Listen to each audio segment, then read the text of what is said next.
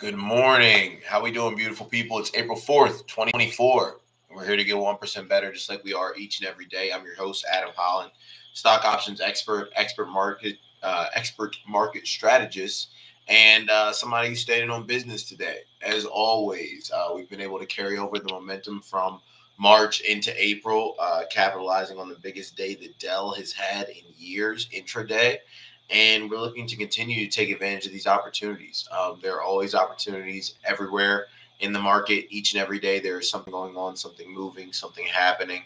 And you can't be involved in all of it, right? You don't get FOMO for not being involved in all of it, but being able to leverage those great opportunities and turn them into something, right? Even some of them, even a third of them, a fifth of them can really, really make a difference, especially in the times that we're living in. So, I'm excited to get into what we have going on today.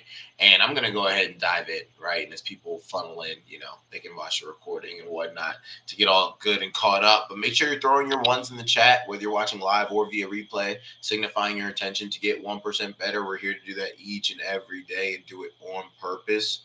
So let's do exactly that this morning. Now, our top news: flood the market.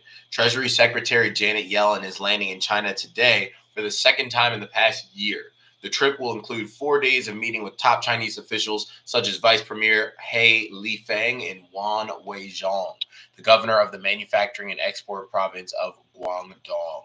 It also comes on top of a phone conversation this week between President Biden and Xi Jinping that discussed, quote, unfair trade policies and, quote, non-market economic practices, while Secretary of State Antony Blinken is scheduled to visit Beijing later this year. Now, in terms of a snapshot, Yellen's trip will deal with the flood of exports that are coming out of China, especially in the clean energy industry. Think solar panels, batteries, and electric vehicles. Quote, if there are no trade barriers established, Elon Musk said on Tesla's most recent earnings call, they, being the Chinese automakers, will pretty much demolish most other car companies in the world.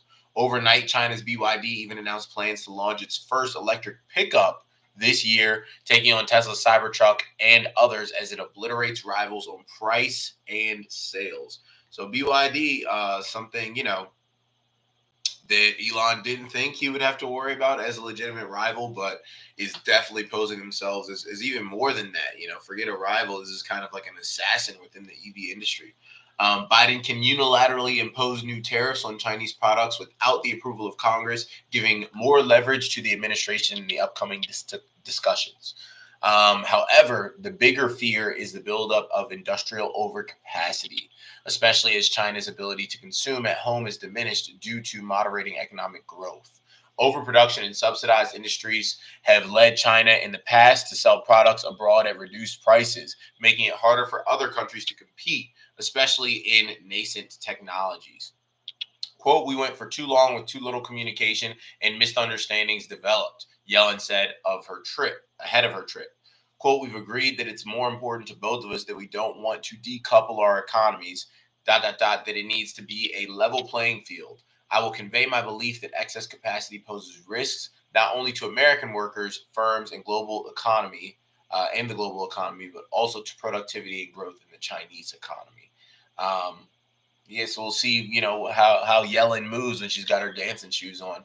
A paradox: as a production powerhouse, China is by far the biggest polluter on the planet, and that includes the manufacturing of clean energy technologies of the future. What a funny conundrum that is. Like, even when creating clean energy technology, it's manufactured in a dirty way that hurts the environment. It then sells those products, including to countries in the West, which have stricter emissions rules and hefty climate targets. According to Wood Mackenzie, a solar module made in China is 65% cheaper than the one made in America, and Beijing's share of the market will remain above 80% until at least 2026. So, this is like someone using, I don't even know, they're using drug money to fund the war on drugs, right? It's like, this is a dragon eating its own tail. Things get even more complicated as the U.S. attempts to bring as much renewable energy as it can online in the shortest possible time frame, while at the same time creating and forming a domestic supply chain. Do subsidies through the Inflation Reduction Act also risk following the same path as China, which possibly won't be sustainable in the long term? So we've got, one of the few instances, even if it is superficial, we don't know how deep it goes, but of some type of China-U.S. attempt at negotiating, right, and forging positive relationships. We've seen nothing but kind of heightening tensions and animosity over the course of the past 2 to 5 years. So I think this is, kind of a welcome respite from the ratcheted tensions that we're used to. The whole thing is this political theater or not, right? Do we end up getting anywhere? We know that China, wants to continue being pivotal to manufacturing. We also know that they are still struggling in terms of their economy. So I doubt, they'll want anything instituted, or, they want kind of, I feel like they're at the table because they don't want any more tariffs put upon them, but also it's like I don't think they're going to stop doing what they're doing, because manufacturing at a cheap price and cornering markets is like what you want. That's what you want to do in order to try and pull your economy out of the dumps. So I think the fact that these, conversations are happening, though, are kind of the biggest takeaway. Is like, does this end up improving relations? And then also, what does this have to do with Tesla, right? With Elon, with Ford, GM, and all these other companies that are, making EVs as well. Because right now, BYD, you really can't compete with them on any by any stretch of the imagination. In terms of economic news, more evidence. Fed Chair Jerome Powell repeated on Wednesday that he doesn't expect, quote, it will be appropriate to lower our policy rate until we have greater confidence that inflation is moving sustainably down toward 2%.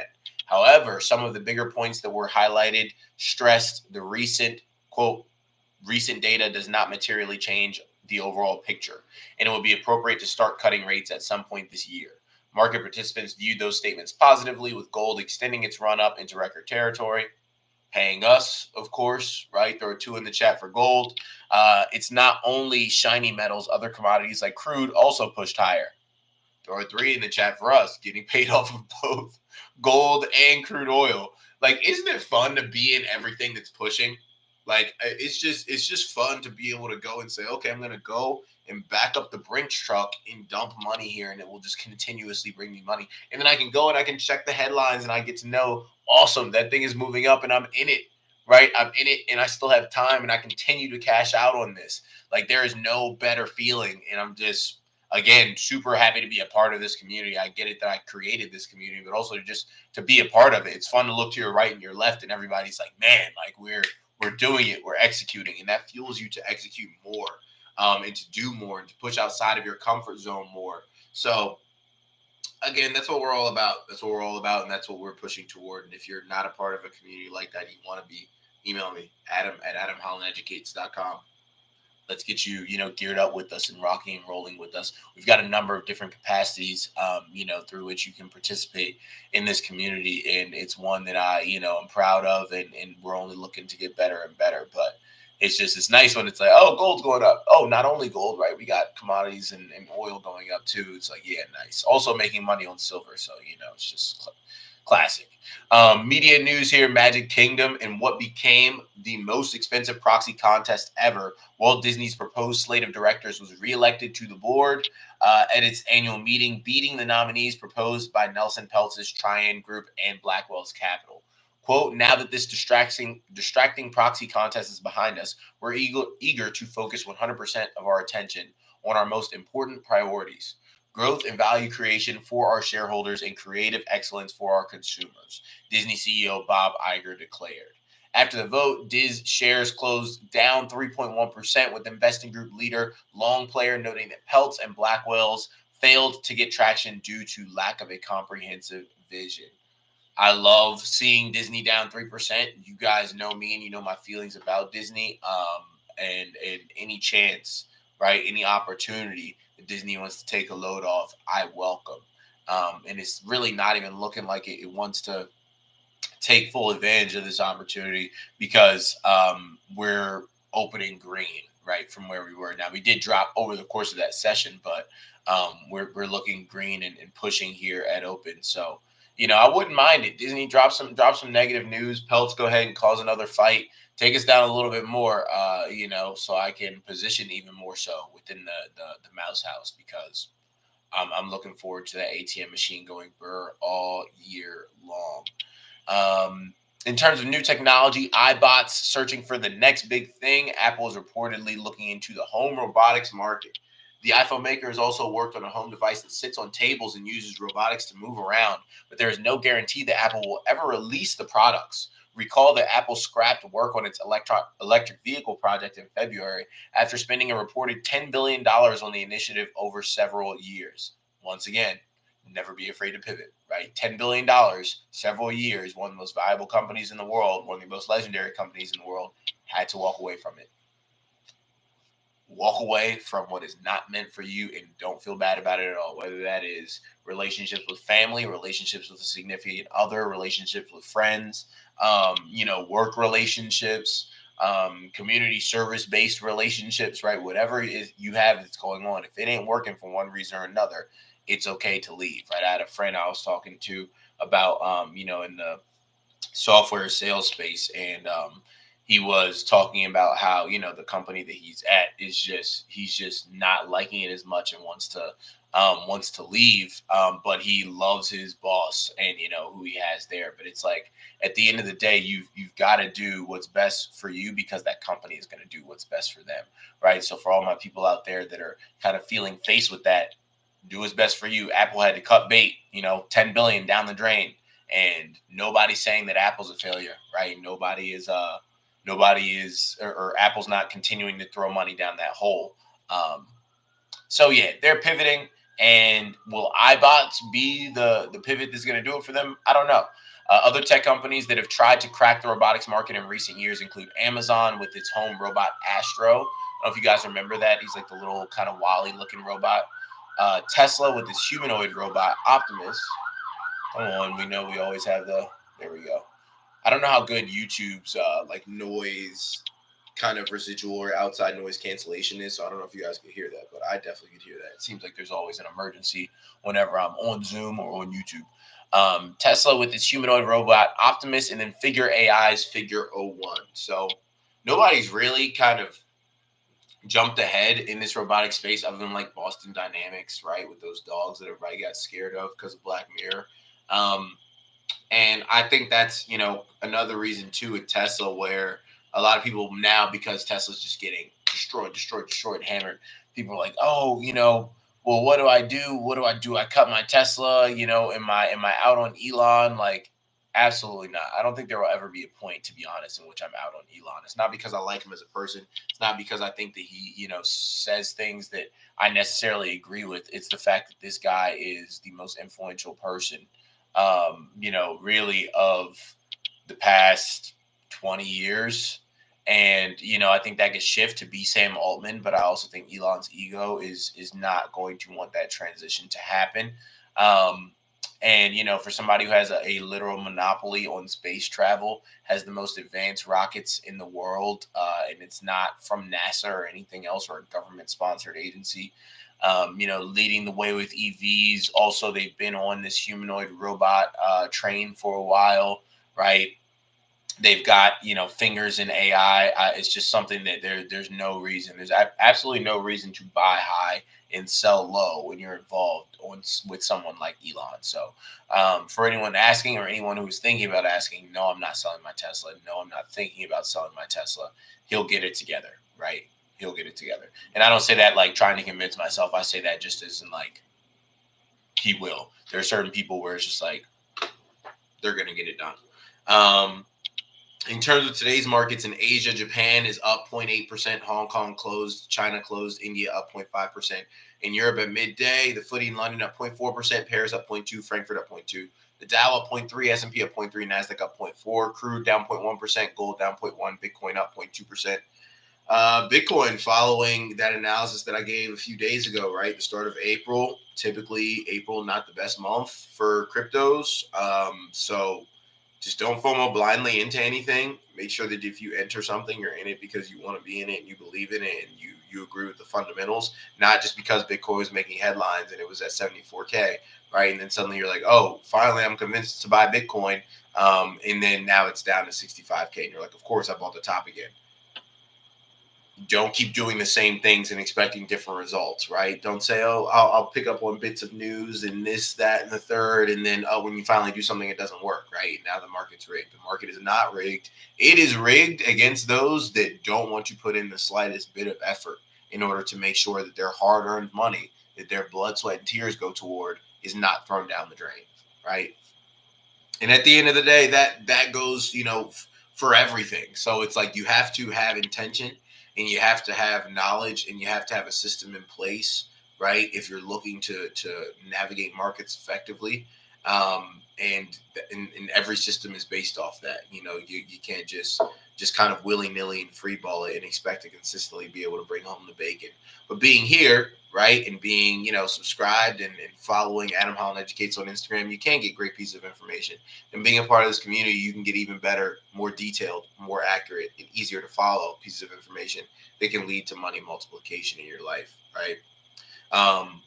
But especially like with Bitcoin, dropped a reel months ago on Bitcoin with the inverse head and shoulders at 25K, calling out that as a spot to get Bitcoin and that we're bullish above. So even just for the free, right? Following on Instagram, you're getting nuggets that can be amazing and life-changing if you execute. If you're not finding yourself executing, email me. We can execute together. That's one thing that we push each other to do consistently in this space. In terms of today's economic calendar, a lot of people speaking from the Fed today.